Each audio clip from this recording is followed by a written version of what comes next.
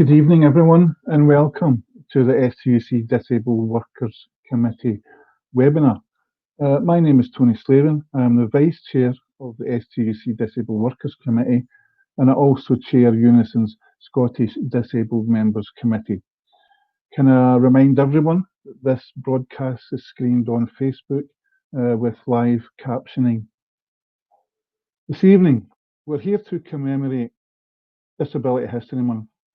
Disability History Month is a time to reflect on past achievements and the progress we have made for disabled people, whilst at the same time reflecting on the barriers and challenges that still exist for disabled people today and how the COVID pandemic affects these challenges.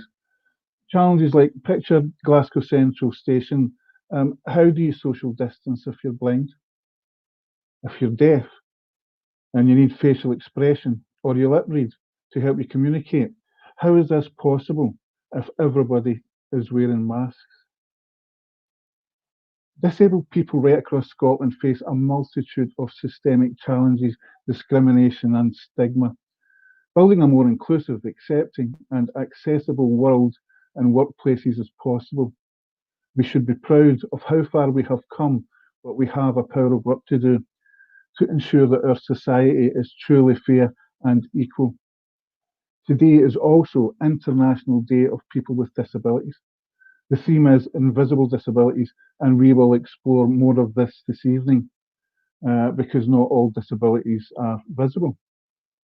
Tonight we'll hear from a range of disabled workers who will focus on a theme and share their experiences, insights and advice. It is important that those with dialect listen heard. Once we have heard from our key panellists, we will enter into a question and answer session. So please submit some questions or points of discussion in the chat box, and I will try to do my best to ask our panel for their contribution, whether it's a group, depending obviously on the question. We'll try to get through as many as possible, so please try and populate the chat box as we go along. We caveat the STUC aims to make all of our webinars as safe, inclusive and as welcoming as possible. Our events bring together a diverse range of people from all walks of life and views. All we ask is that both panellists and the audience are respectful and mindful of their language. Are we all good? I hope you enjoy this evening, and I'm delighted to welcome our first speaker, who is a Unison colleague of mine, Mags Gilmurray. Mags will focus this evening on hidden disabilities. Over to you, Mags. Thanks, Tony. I'm here to just discuss a wee bit about hidden disabilities. It's basically, what is a hidden disability? A disability that doesn't really have any physical signs. I'm speaking to you this evening and I have a hidden disability. Wee bit about statistics. In the UK, 1 in 5 people are thought to have a disability, with around 80% of these having a hidden disability.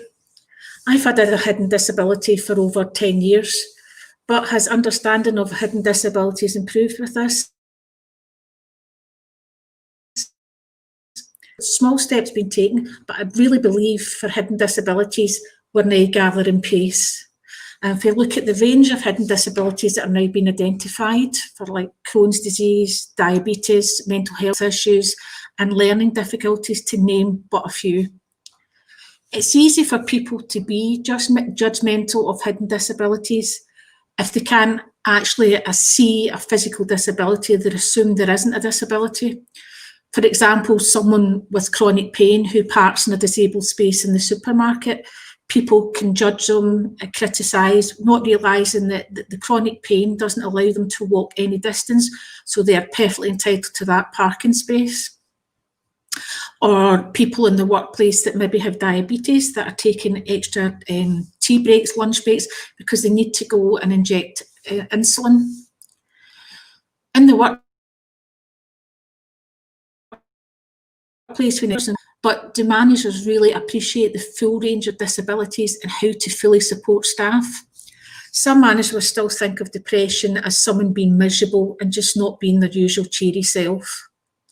Flexible working plans can be put in place. For example, later start times for someone with epilepsy who maybe is a wee bit sleepy in the morning or more prone to seizures in the morning when they wake up. I think now employers have been a bit more amenable to flexible working, and especially in these times, and they're starting to see the benefits. When I started my working life, flexible working just didn't exist. But now someone suffering from anxiety could finish slightly earlier. That means they would avoid the rush hour traffic, being in crowded trains. They might take a shorter lunch hour to compensate for that. From the employer, the employee, and the employee is able to fully contribute to the workplace. Students who have reading and writing difficulties are now being assessed and being identified as dyslexic, dyspraxic, etc., and are now being afforded the assistance that they should be. For example, the use of specialised software and extra time for during exams, maybe a quieter place to sit the exams if they're easily distracted. Employers, I still think, have a long way to go to help people with learning difficulties, and I don't think they fully appreciate how people with learning difficulties can fully contribute to the workplace with just a reasonable adjustment, and they'll contribute fully.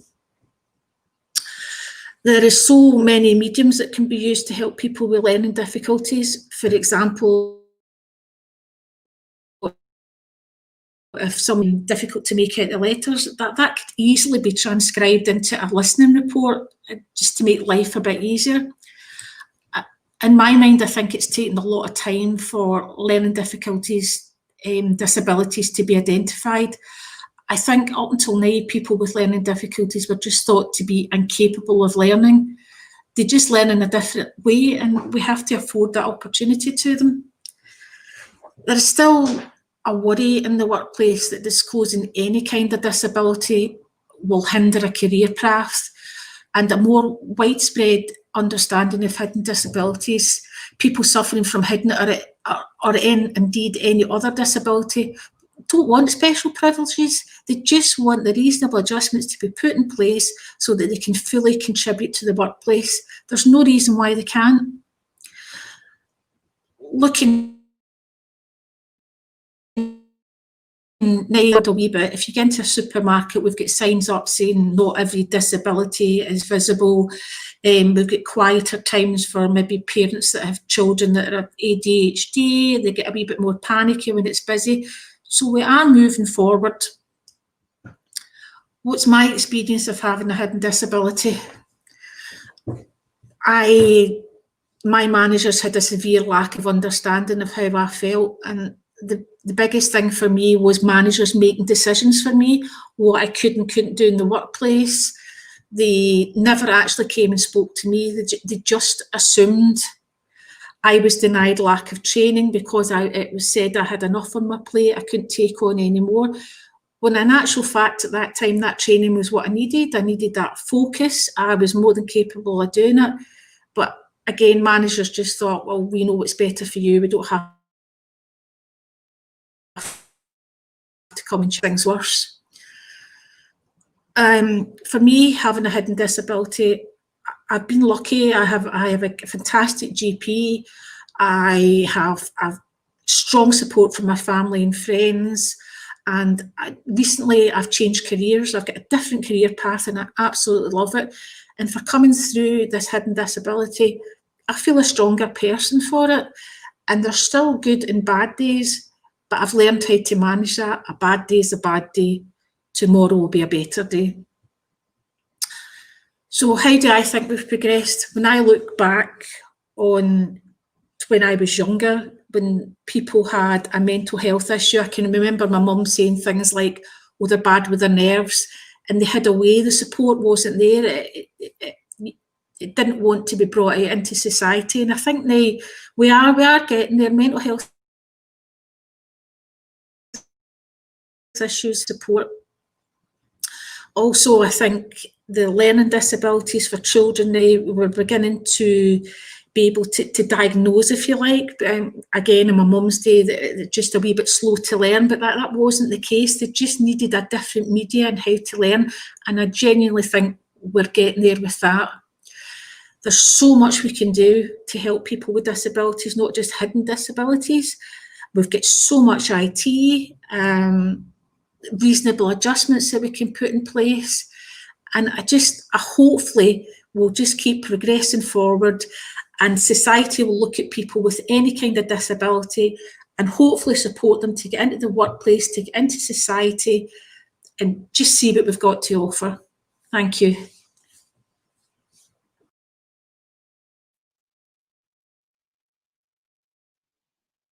Thanks very much, Mags. That was fantastic. And I remember I was that guy you were talking about when I used to take my wife and daughter to Asda and parking in disabled spaces. And my daughter would say, Dad, can you just limp? What she forgot was that the 2 hours that I spent getting ready before I could get out the door, the effort and the pain it took me just to get there, or after I walked 50 yards, how I would need to hang on to something or someone. It was usually my wife who'd chill. And it was through sheer fatigue and chronic pain. Anyway, our next speaker is Jordan Delight. Jordan is a young non-binary artist, a DJ, an activist for the Cystic Fibrosis Trust. This evening, Jordan will give us a young person's reflection and personal experience insight. Jordan, it's up to you. Thanks.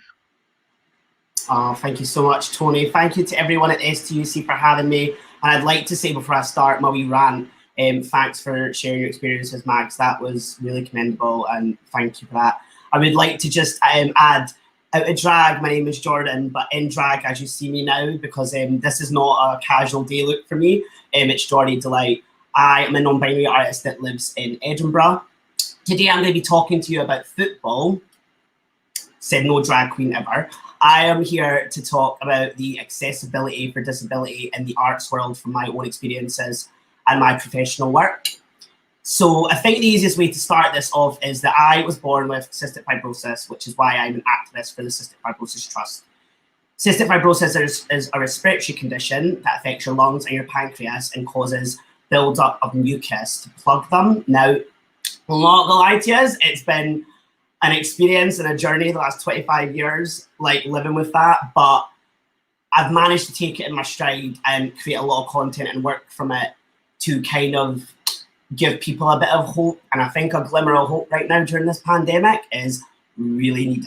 So that's been my experiences. I also actually have osteoporosis because of having CF. Other people with CF get CF-related diabetes, CF liver-related disease. So this illness, unfortunately, can unpack a lot of damage, but thankfully I can see now, before I go into the next part of this, there's new medication, CF modulator drugs, that are stopping the deterioration process in CF, which, hands to any scientist right now, we've just obviously got that amazing news about a vaccine, but the CF medication has been since March. And it's truly wonderful, actually, to be alive during a time like this. It really is. Now, to my work. So I started out drag about 6 years ago, and I've been doing this professionally for about 5. The kind of way I rose to fame, I would say, in my local celebrity, if you want to call me that, in Edinburgh status, was that I was propositioned by Solus Productions to do a documentary for BBC Scotland that was called Geordie 65 Reasons to Live. Now, the documentary was pretty much like MTV Cribs. I thought I was like famous already after 5 minutes. Talking about working as a youth worker. So out of drag, I worked with children in youth theatre, which was really fun, a great experience. And I'm still doing that, but as more as an artist as opposed to like a teaching role. And again, hands off to anyone right now working in youth theatre doing that. It's such an interesting time. Even I'm sure watching this now, you're thinking, watching this digital, what a minefield, but we're doing it, we're getting through it. So I did this documentary, 26 minutes long, decent enough amount of time if you've never done anything in your life like me. And it was all about me going through the transplant assessment period. So I, at one point, was looking like, I need to get a lung transplant. It was looking like, you know, within a year, I was going to be getting on a list, getting a transplant and hopefully recovering, because there's only an 80% chance of success. thankfully, medication came in March, so now things are in a stable environment for me right now, which I'm loving. My second show that I'd done after the documentary, and my first show was featured in the documentary, which is called Wasted Youth, which was a solo show about having CF, but all the other things in my life as well as that, because CF didn't define me. The second show afterwards, I went down a bit of a route to talk about the lung transplants and CF, and I do a drag show. It was really farcical. It's kind of like panto, but a bit serious, with two other actors, Fauna Love and Sarah Forrester, in Edinburgh. And we did the show all about transplant assessment, how young people are affected by this, particularly the mortality rate in CF is up to 42. So you're talking a window between sort of 25 to 32s on average when people are getting a transplant. So we done this show. It's amazing. And it was in January this year. I was very ill before that medication came. And must have been a good birthday for me, because a week after my birthday I started it and it all went up after that.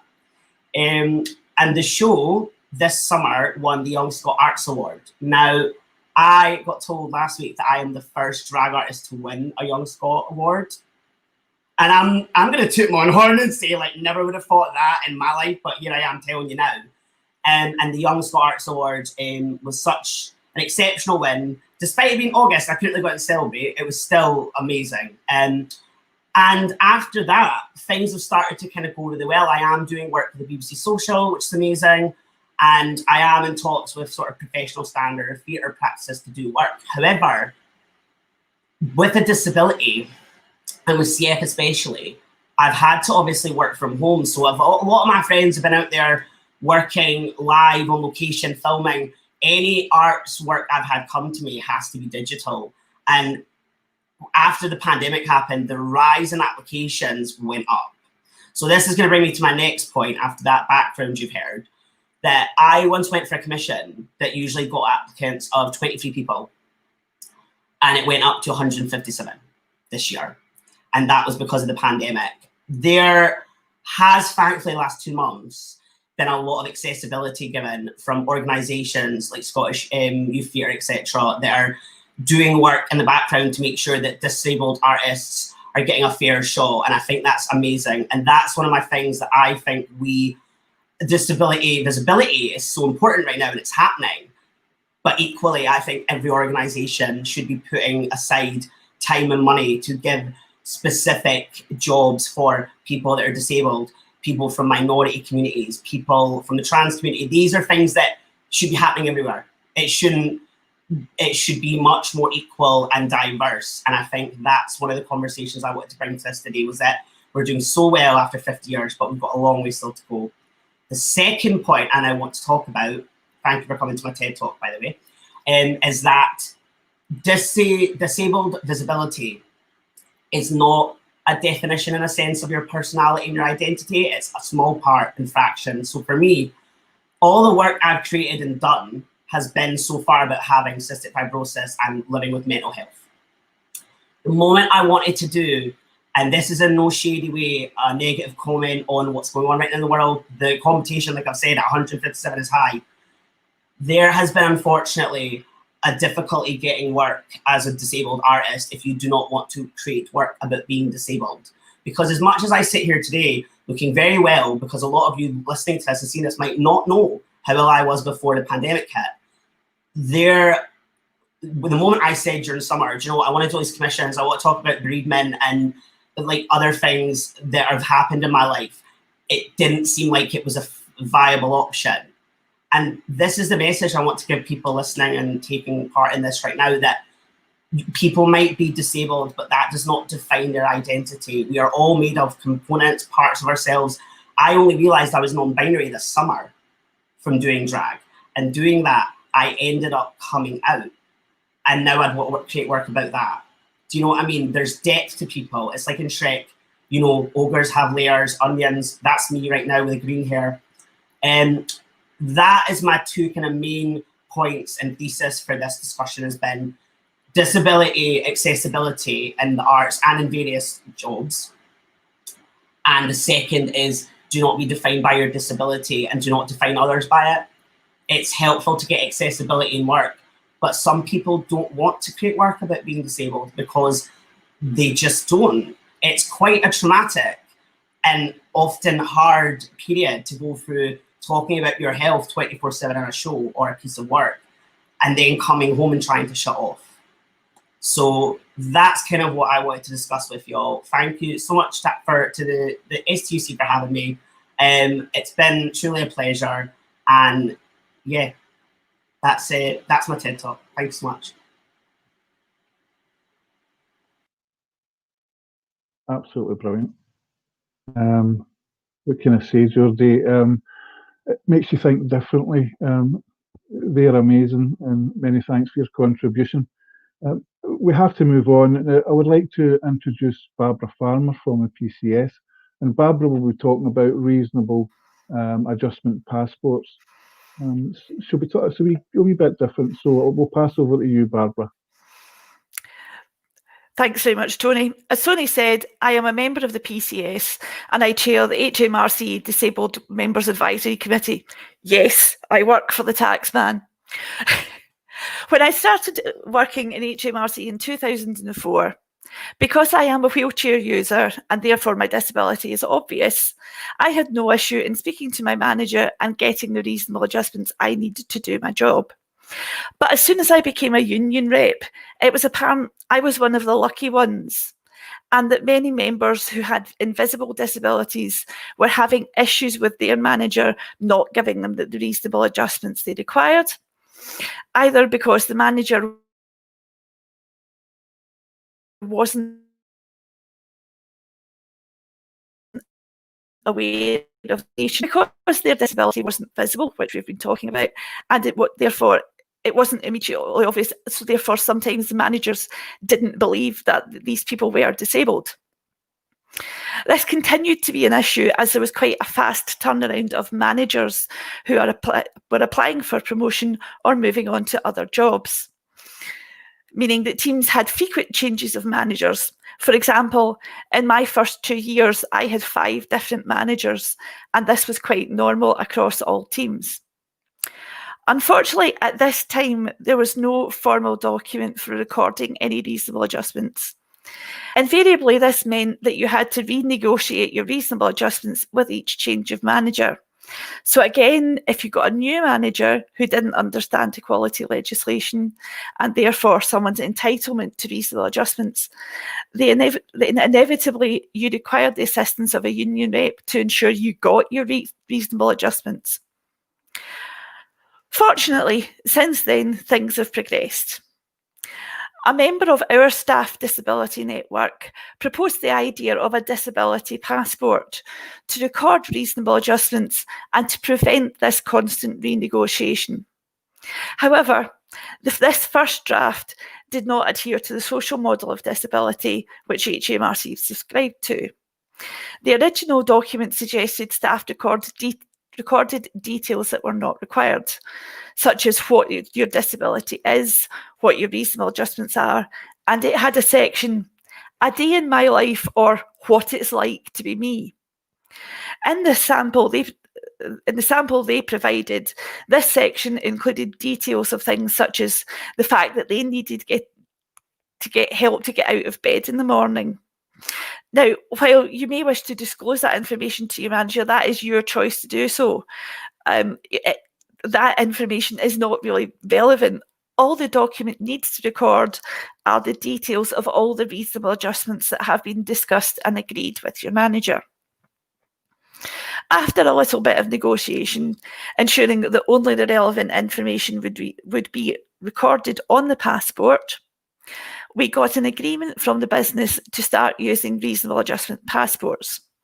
We also got agreement that while the passport was kept in the member's HR file, it was the disabled person who retained ownership of the document because it contained their personal information, and therefore they should be asked before this document was passed on to a new manager or any other member of staff who may require to see the document. Our passport is it should be reviewed at least every 6 months so that any new adjustments can be reviewed to confirm that they are working and ensure any longer term adjustments are still effective.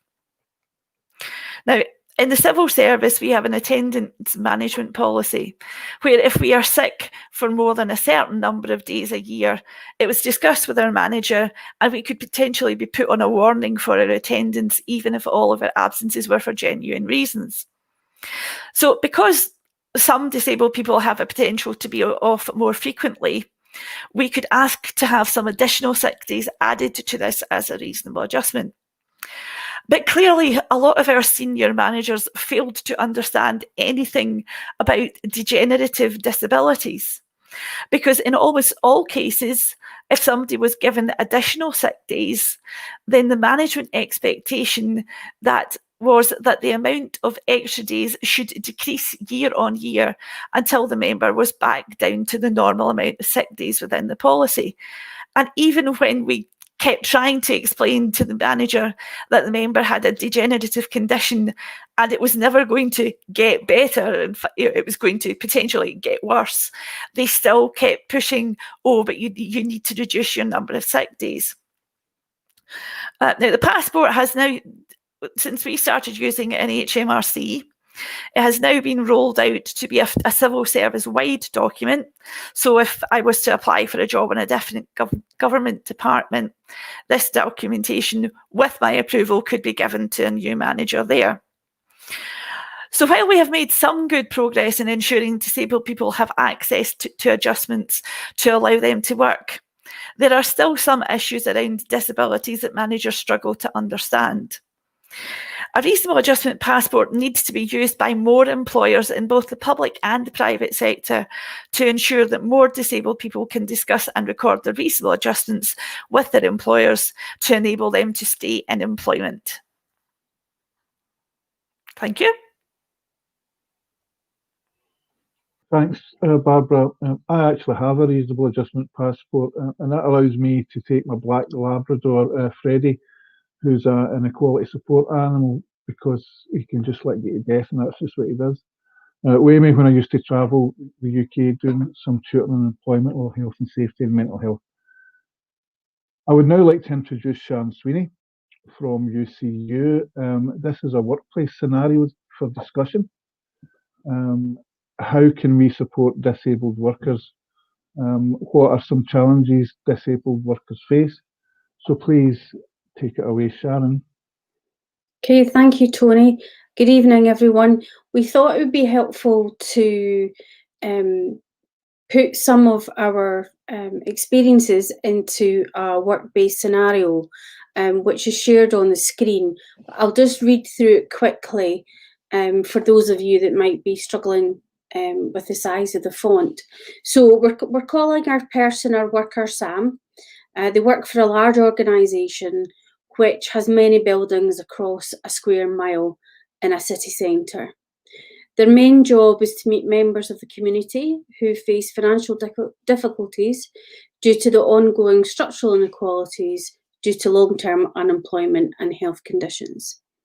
Usually Sam will meet with people either in their own office or in community hubs.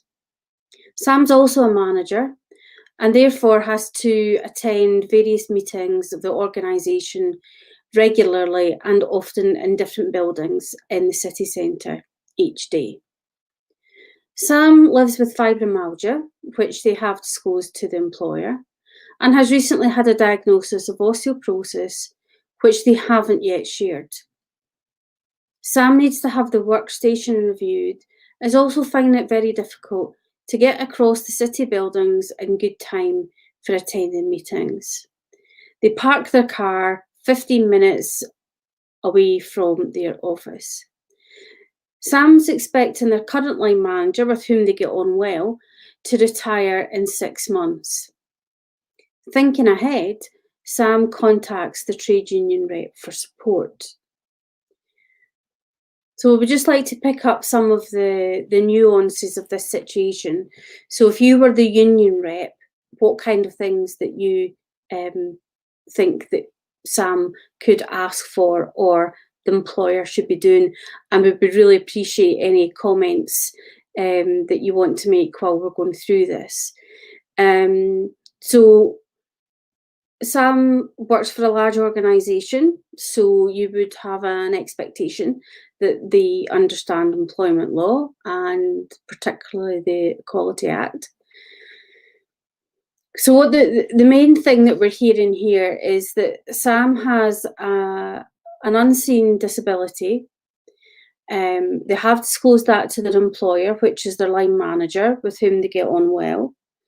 And I think at this point we should note that if a worker discloses their disability to another member of staff in the organisation, that's the employer deemed to know in legal speak.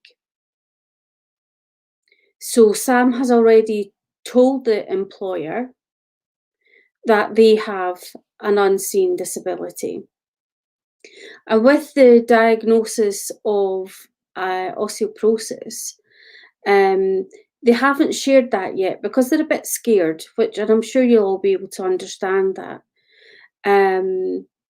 They're obviously in pain at their workstation.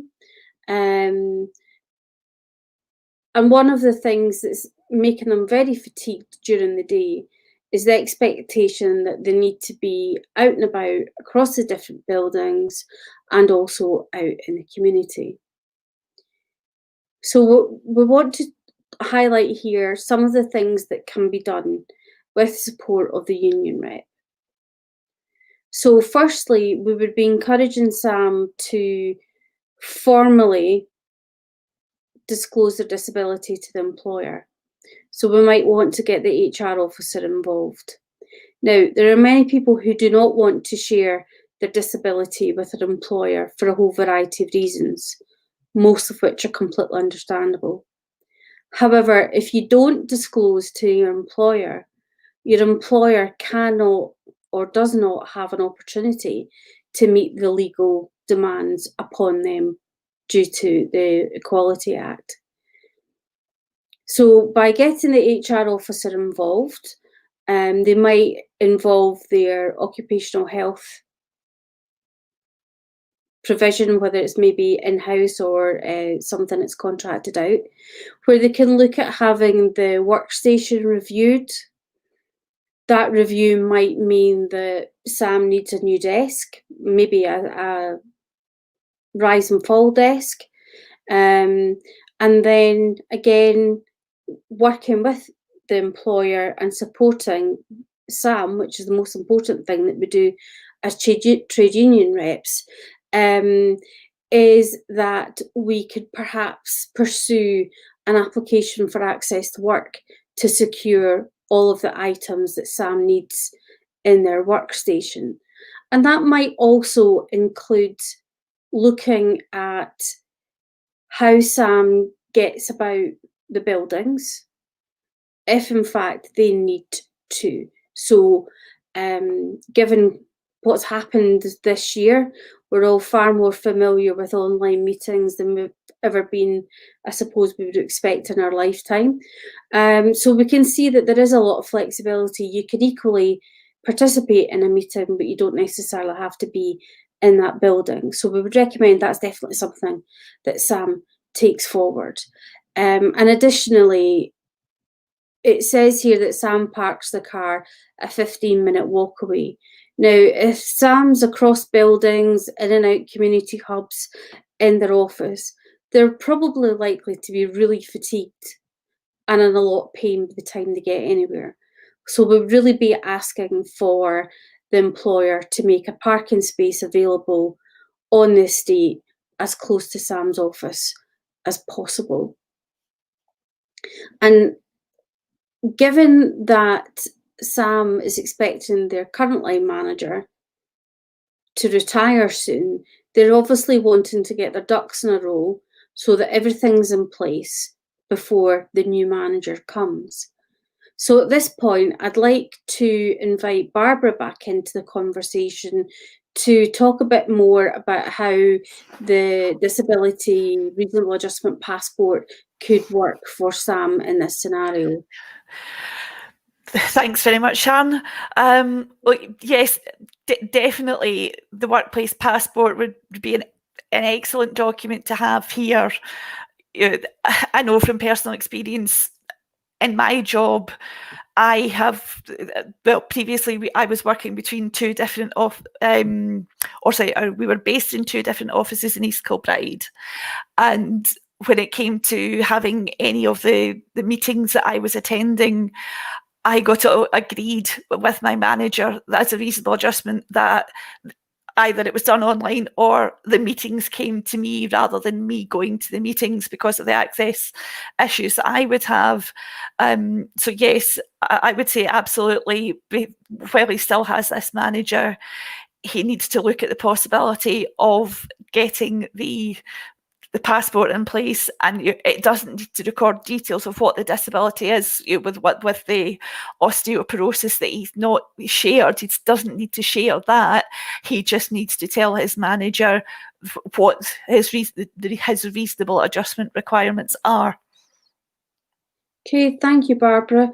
And again, someone who has this experience and a lot of experience within their own trade union in developing such a policy, I'd like to bring our chair for this evening, Tony, back into the conversation. Tony, it might be quite helpful for people to hear about how you developed the idea or how you were involved in developing a reasonable adjustment passport within your union or your employer.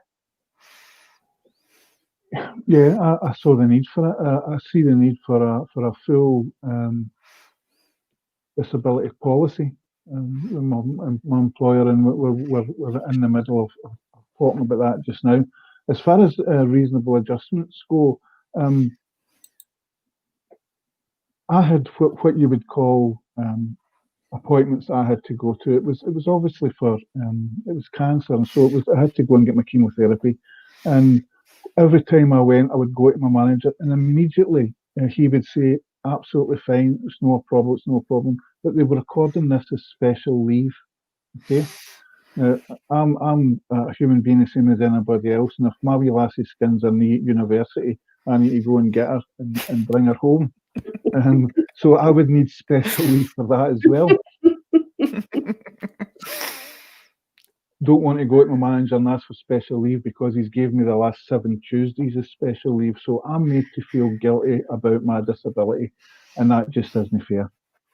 So in the middle of talking with my union, I'm part of the national. So I go down to and we were working on this document. And we put it together with various things that had happened and our various experiences, and that is why I needed some of the reasonable adjustments that were fairly out there. I mean, I needed a support animal because it was very important to me that I had that support when I travelled, and that was granted. And the reason that it was granted, and it comes out as not actually being within the realm of what you would normally ask for. I mean, I'm not asking for Zoom meetings or Teams meetings to happen all the time or everything to come to me. I'm actually asking for something strange, and that was looked at as being essential for me. So disability passports or reasonable adjustment passports are wider than the normal scope that you would look at. And that's the point we should see. We should recognise that taking a black lab with you to Bristol is as normal as somebody getting a rise and fall desk. Okay, thank you, Tony. And I think just to finish off this section, I would really encourage people to check out, first of all, does your trade union have a model policy for reasonable adjustment passports, and work with the employer as a union rep about how to make that live rather than a model policy that sits on a website. And the main thing is it is all about you. You have the right to ask for reasonable adjustments. You choose what it is that you want to share with your employer.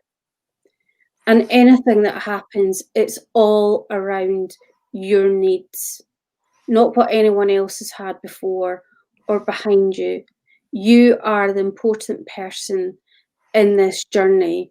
And with your union rep, you move forward in solidarity, and the achievements that you have for yourself will make it better for those who come behind you. So thank you for hearing this part of the session on solidarity.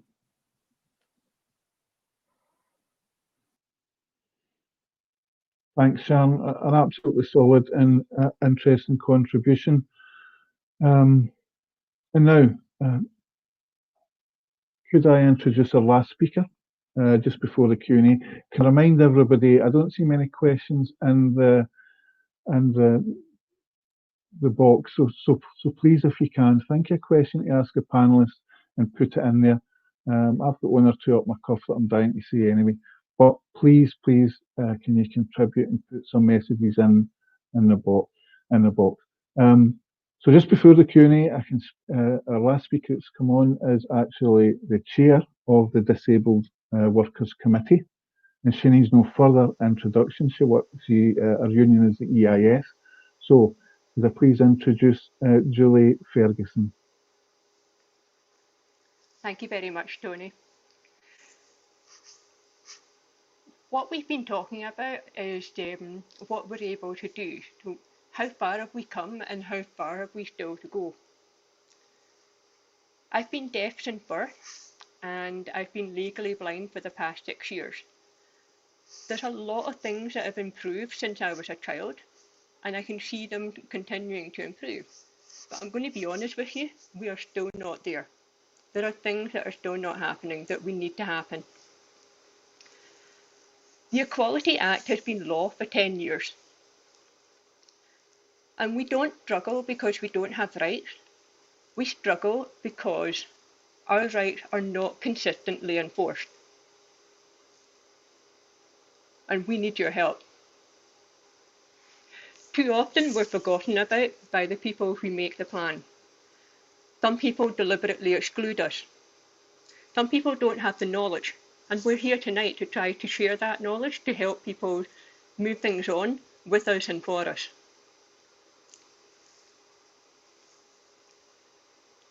Over the years, the last 42 years, I have been discriminated against and harassed so many times. And it's continuing, even now, even this year, even last week. There's different ways that we can be discriminated against or harassed. You can be directly discriminated against, and an experience that I've had as a deaf person is that staff meetings at my work, if I can't hear or I can't see, I have a reasonable adjustment that I can leave that meeting and go and do something else more useful and less frustrating. But when HR found out that that reasonable adjustment had been in place for a couple of years, they decided that that wasn't actually fair and I shouldn't be allowed to leave the meeting. So they made a decision that I couldn't have that reasonable adjustment. And that's discriminating against me because of my disability. You can also have indirect discrimination, and that's where people put in a policy and it affects you as a person in an adverse way, but they didn't actually mean it to happen that way. And an example I had recently was from my GP, because with the coronavirus pandemic at the moment, the problems that we're having is we have to have social distancing, we can't spend a lot of time with other people, and my GP is trying to make things as safe as possible. So they sent a letter out to everybody in the practice, which basically said, you can't come into the practice, we're going to do appointments by phone call. If you need to make an appointment, phone us. If you need to do anything else under these different headings, here's phone numbers. And I'm deaf. That's not going to work for me. Previously, I made an appointment by walking into the practice on my days off and saying, can I get an appointment? And I thought, do you have any web address? Do you have an email? And I couldn't find an email in the letter, I couldn't find an email on their website, so I ignored the letter, I ignored the note on their front door saying, don't come in, and I went in and I said, I have no way to contact you except face-to-face unless you give me an email. Do you have an email address? And they were like, oh, yes, we do actually, would you like it? Yes, I would. Indirect discrimination. They didn't mean to do it, they fixed it when I asked, but asking was hard. I was really worried about going in there against the instruction and knowing that this might make myself and other people unsafe. Harassment is another way that we can be treated badly, and there are so many different ways to be harassed, and from personal experience, the number of strangers who think they can walk up to me and ask personal questions, invasive questions about what's wrong with me. Literally, they will walk up to me and say, what's wrong with you then? Or they look at me with my white cane and they say, what's that for then? Why does it always end in then? I don't know. But last week, a new colleague looked me up and down and said, what's that for? And I looked incredulously at him and said, what do you think it's for? It's for blind people. And then walked away. About an hour later, he figured out that he'd been a bit of a plonker and spoke to my manager to get him to pass on his apology to me. I felt like my dignity at work had been ignored, to be quite honest. And other ways that you can be harassed is when somebody that you work with makes a decision for you in the way that they support you. So, for example, when people want to make sure that I'm hearing in a meeting, they will, in front of about 70 people, shout out, Julie, can you hear me? And I'm just sort of sitting cringing in my seat, sort of going, please don't do that. And then the next person, 5 minutes later, says, Julie, can you hear me? Like, please stop calling me out in front of everybody. I'm embarrassed, and this is harassment. If you're a disabled person, you will have experienced so many of these things yourself, and you will not be surprised by this. If you're not disabled, please start learning to back us up properly. The changes for coronavirus have caused a lot of new problems for us, and it's made things worse for us in a lot of ways, because people are not planning with us in mind. We need to have energy, we need to have money, we need to have allies to fight back and to get the things that we require. And sometimes we just don't have those things. And I'm not going to be satisfied as a disabled person until certain things start happening. I want requesting reasonable adjustment to stop being a battle. I want people to stop making assumptions about what I need and to ask me. I want people to respect me and to respect my dignity and my choices. And I want people to include me in their plan from the start instead of treating me like an afterthought. And I think you can all agree with me that until those things happen, this is not good enough. Thank you.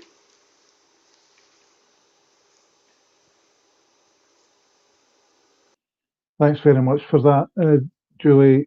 Straight to the point, and you shared that with the group at the beginning of the week.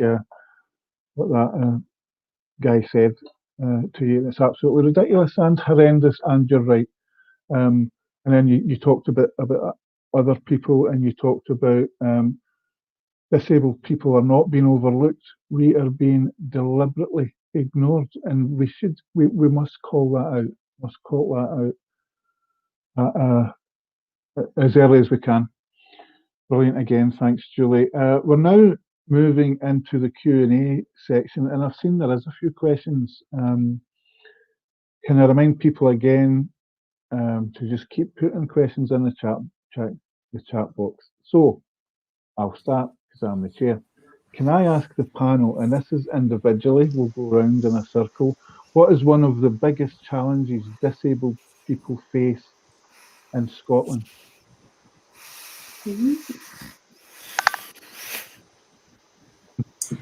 Can we start with Mags?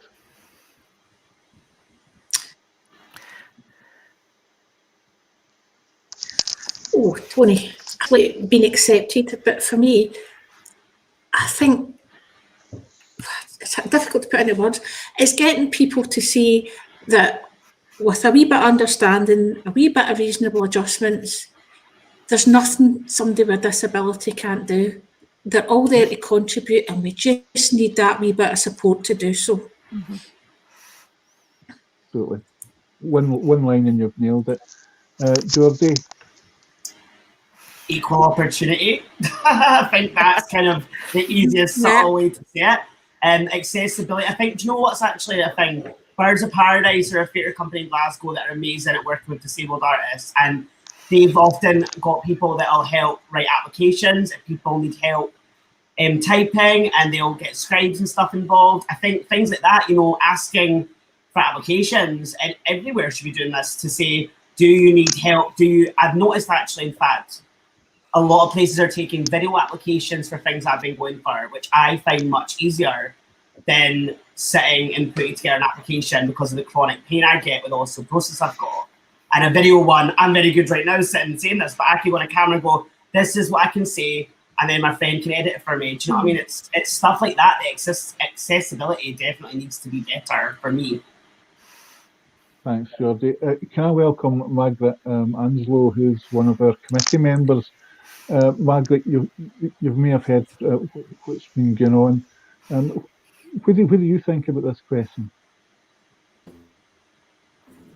I'd say definitely support, definitely understanding, and most certainly get more knowledge out there to the wider populace.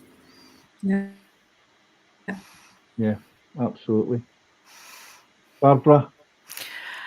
As a wheelchair user, I'm going to go with the obvious one for me, accessibility.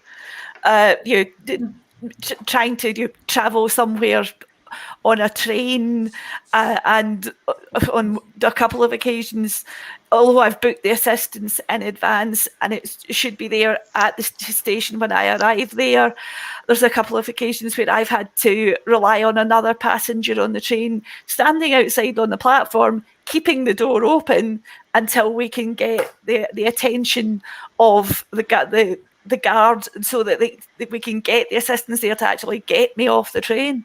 So yeah, accessibility is the big one for me.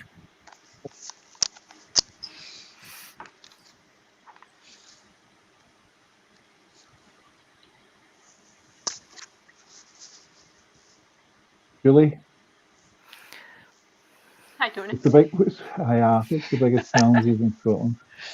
Yeah. It's really hard to pick out just one, isn't it? I make it easy. I know. Yeah. I know.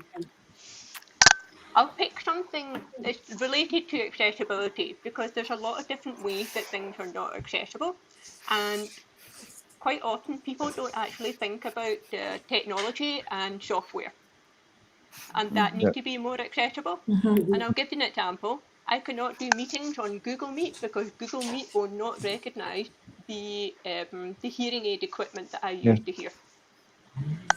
And obviously nobody's actually tried to test that when they've designed the platform, whereas it does work with StreamYard, and it works with other companies like Zoom.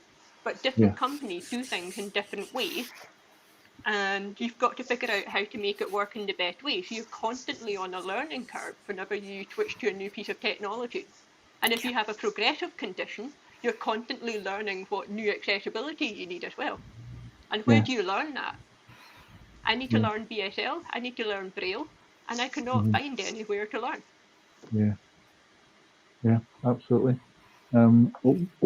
Kirsty has mentioned the accessibility in software and things that we need that are so simple, but we seem to be denied them.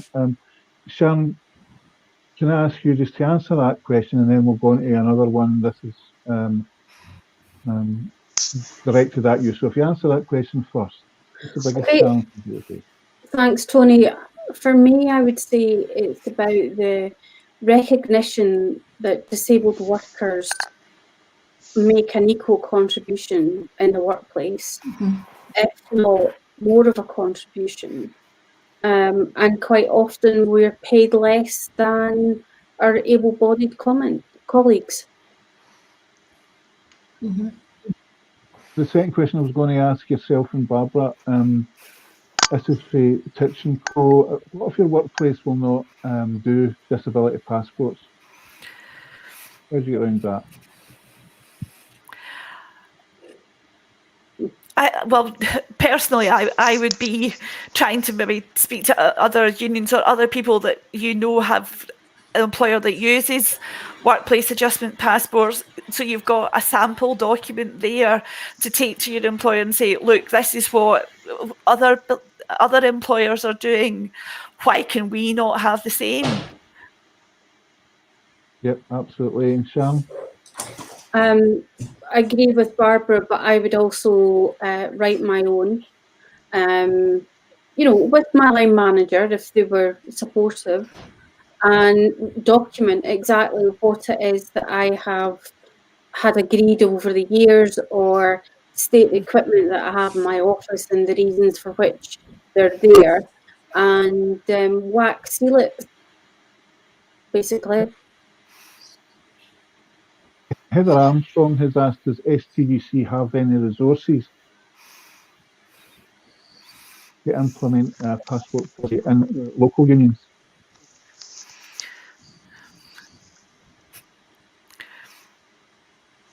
Julie? Are you speaking to me, Tony? I'm Julie. Heather Armstrong has asked, does STUC have resources for implementing passport policy in local unions? Just chuck me a hard one, thank you, Tony. The short answer would be yes, and the longer answer would be, due to the kindness of Tony sharing some really useful document from Unison that I think we could probably share out quite easily if you contact us directly. Well, thanks for that. Julie,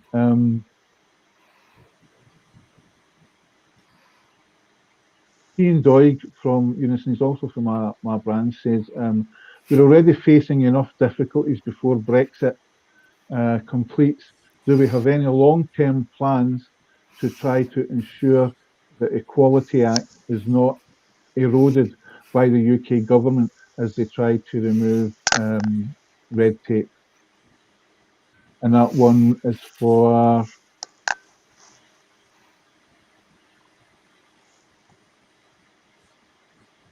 Geordie, can you help us with that one from Ian Doig? We're already facing enough difficulties before Brexit completes. Do we have any long-term plans to try and ensure the Equality Act is not eroded by the UK government as they try to remove red tape? Did you say me, Tony? Did Geordie? Well, I'm going to have to remain very impartial doing this for external things I feel and think about the world and issues like this.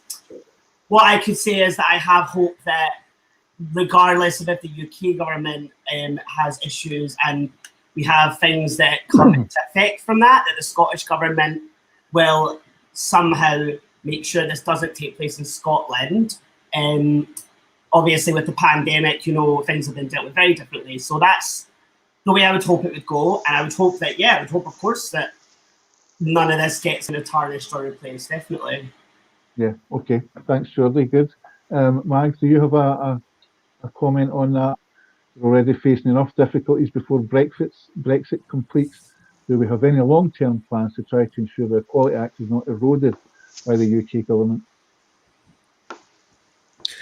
I think, Tony, you and I are on a wee group that's looking at the Brexit plans as well. I would hope we would be looking at it. Yeah. Absolutely. Oh, you've muted. Yeah, I think we are pushing for that, and we are keeping an eye on it. Yep, absolutely. Julie? Hello. Yes, so regarding Brexit, it is a pretty worrying thing, and I'm concerned, so I understand why you're concerned as well. The Disabled Workers Committee does have a working group that's looking at this, as Mags has mentioned, I think. Yeah.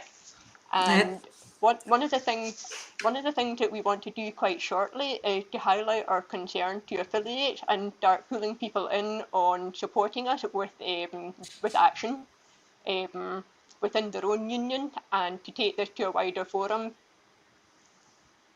Longer term, if things get very difficult, then we're probably looking at using the law to support us, which is why I'm disappointed that we won't have access to the European Court of Justice after this, which means we'll need to use British courts of law, which should be interesting. Watch this space, I think. Yes, absolutely. Sharon, do you have any comment on this? No, I think it's all been covered so far, Tony. I mean, I think we just have to be ready to organise and mobilise if there's any threat to the Equality Act, and while we're at it, try and make it better. Absolutely. Just going back to reasonable adjustments from Annette, Driley has just put a question in, and she says reasonable adjustments. The one before that, reasonable adjustments that's it. Thank you. Reasonable adjustment passports. Is this enshrined in law? And if not, can a trade union rep? What can a trade union rep do to get the management to adopt this? To you again, Sharon. Okay, thank you. I don't think a reasonable adjustment passport is enshrined in the Equality Act. The right to ask for reasonable adjustments is definitely enshrined in that law. I guess what you might need to do is actually work with your national union first. So maybe contact your full-timer and see what's happening in your own union, and then take that model policy, if they have one, to your employer. And if they don't have a model policy, then I think you need to be putting pressure on your national union to get one, and work with disabled members to create it. That's exactly right. The Quality Act Section 2021, reasonable adjustments. If you try to get a free ranges to start with, that's all for that. And then you got your, fed up with me coming up with this time after time after time. Can we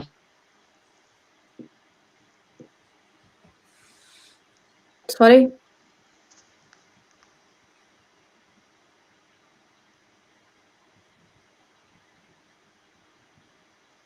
I think Tony's frozen a wee bit.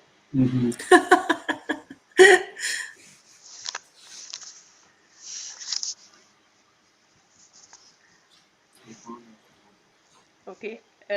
Do we have anything else to say about reasonable adjustment passports enshrined in law?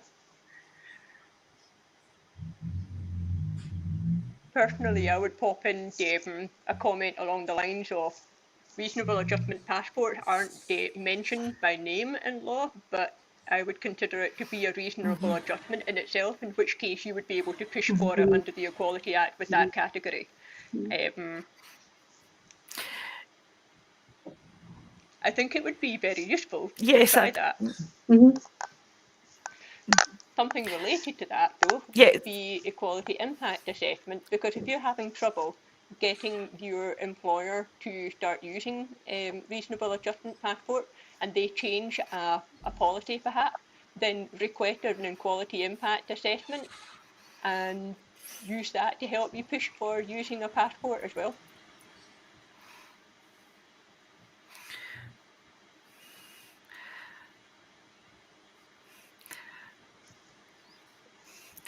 Now, I see somebody, Titchin Co's just put up about, do you think it could be argued that a disability passport is in itself a reasonable adjustment? Yes, it is.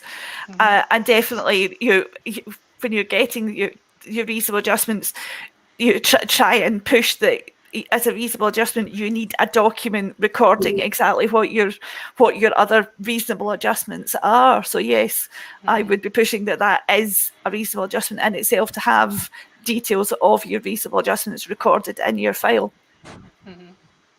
And you might as well point out to your employer as well that it's actually quite useful to have it collected in one place where people can refer to it with permission, because otherwise, how do you make sure that you're helping your employee the way that you're legally obliged to do?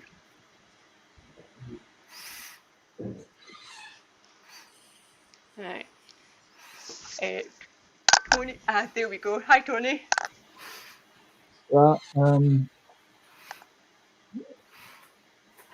We finished just talking about reasonable adjustment passports.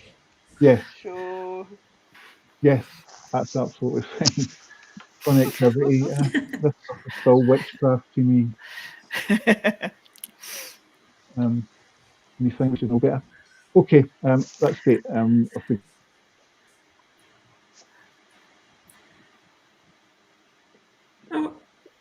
Oh dear, it's froze again. This is what happens when you stream lives all the time.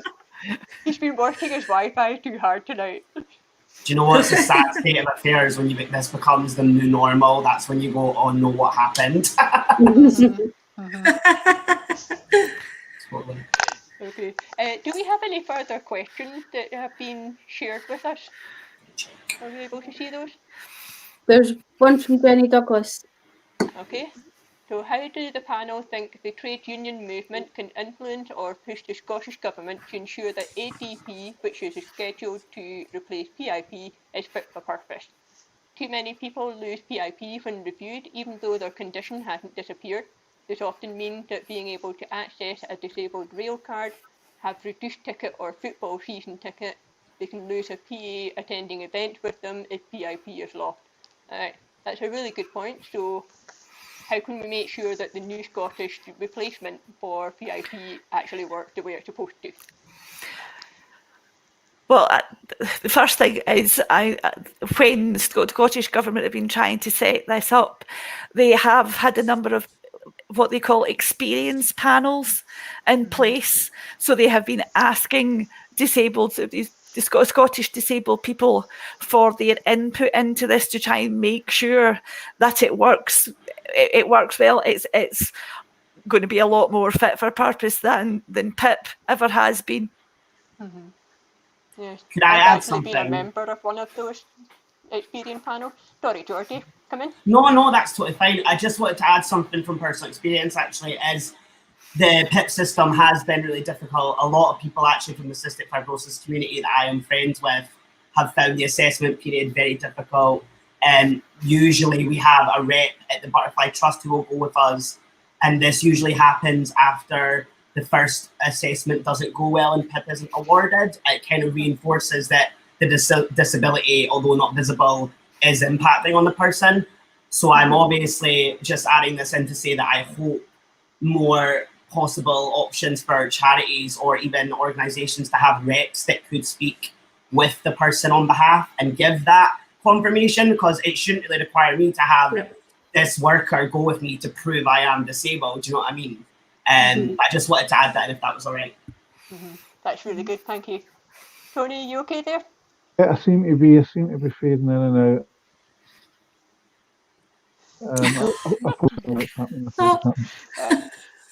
Just to catch you up on what we're talking about at the moment, we've been asked about how we can make sure that the new Scottish replacement for PIP will be fit for purpose. Who spoke? And Georgie's had made some good point, and Barbara has also spoken about it. She's mentioned the experience panels being used to design it, and Georgie was talking about experience as well. Okay, Jan, what do you think? In addition to what my colleagues have said, I think it'd be quite good for the committee to take this away and perhaps kind of put a bit more pressure on the Scottish Government by maybe engaging again with the Social Security Scotland, because I know that I remember when Jean Freeman started her portfolio looking at Scottish social securities, and she did actually come to a committee meeting and one of our conferences, and she was, she did keep her word about coming to meet with us and work with us. So I think we need to pick that piece of work up again. Yep, absolutely. Good stuff. I'm just trying to see if we get any questions here before I get whisked away again into the ether. Usually it's me because I'm so far away from the central belt, but I'm glad it's somebody else for a change. Absolutely. It feels as if you're walking in eggs. But I'll continue. I'm a fighter, that's one thing. Okay, can I ask another question then? Do you think there's still as much stigma surrounding disabled people now as there was maybe 10 years ago? If we can start with Julie. Yes. Yes. Okay. Quite frankly, all you need to do is open the Daily Mail, the Daily Record, listen to the way that Tory ministers are talking about us, the way that DWP talk about us, the way that people treat us in the street by staring at us as we walk past. Oh my God, yes, the stigma is still there, and I'm pissed off. Margaret? Before I go to Geordie. Margaret? Which one? Yeah, definitely is there. Margaret. You only have to see that with COVID and how that COVID's accentuated it, with people having to go, people not wearing masks because they've got a hidden disability. So yes, definitely.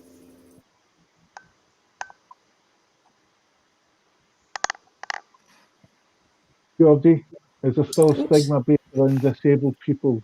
Say, is it better working in the last 10 years?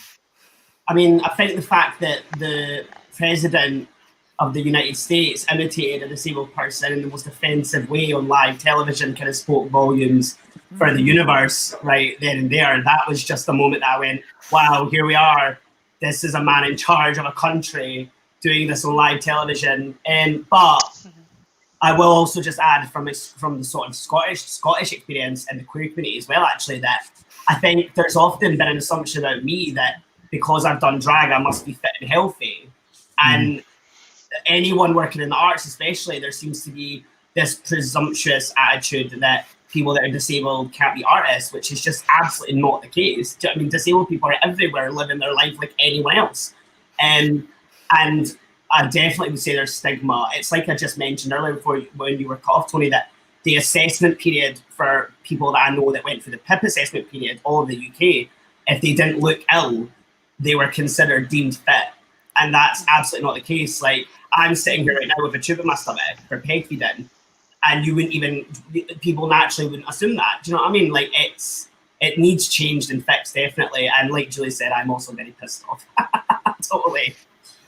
Yeah. A member who got a phone call from a paramedic, and after the phone call, he took all her money off her, her mobility off her, they took absolutely everything. And this was just a phone call for a paramedic away down south who probably couldn't understand what a member was trying to get across. And if you haven't everything, you get nothing. And I had to fight and fight. We eventually got it back, but what a fight that was. Appeals and everything else. So yeah, I understand absolutely how you feel. One more question just before we go. Well, it's not actually a question. It moves on for this question. Do you think the stigma's got worse during COVID? This is for Titch and Co. I'll start, sorry, Mags, yourself. Definitely, Tony. I do, and somebody's already mentioned that people getting ridiculed because they won't wear masks, because physically they can't. Yeah, I definitely think it has got worse during COVID.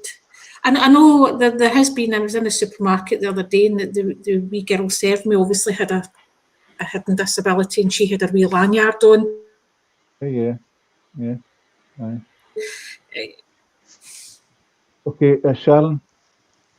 Yeah, I agree, and it's great seeing so many people wearing the sunflower lanyard, but again, in the way that people might not be wearing face masks, you can see people being looked at as if, well, what's up with you, because you look fine. I mean, I'm like Julie and Geordie, a bit pissed off as well. You know, if I'm trying to get up and down stairs or on and off a train, you know, using my walking stick, and people are looking at me and going, well, why do you need that? You know, you don't look disabled, or, you know, I'm not disabled enough, I've been told, to get certain levels of support. So The sooner we collaborate and mobilise, the sooner we'll take over the world and be a better place, quite frankly. That's part of the plan. That's all the questions and the boxes answered and all the comments. Tony, I would just. there's something from Doogie Marshall. Oh, Doogie. Okay. Wait a second. Can I see that? What Doogie says, Doogie's a colleague of mine as well. He says that lots of focus on people who lip read having problems with masks.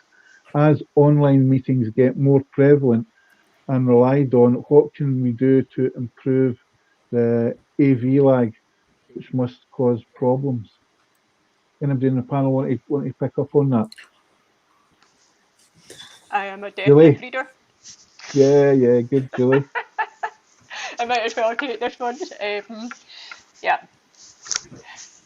Obviously, the AV lag is really difficult, and that's where the lip pattern isn't synced with the sound, because lip readers do use sound to understand the lip pattern. We use a lot of different cues to build the sentence, so to speak. So if you're having a lot of trouble with AV lag, then to be honest, is it not something that you can just take to a chat box? Yeah, sure. There's different ways of going round about it. Geordie? I honestly think Julie nailed it there.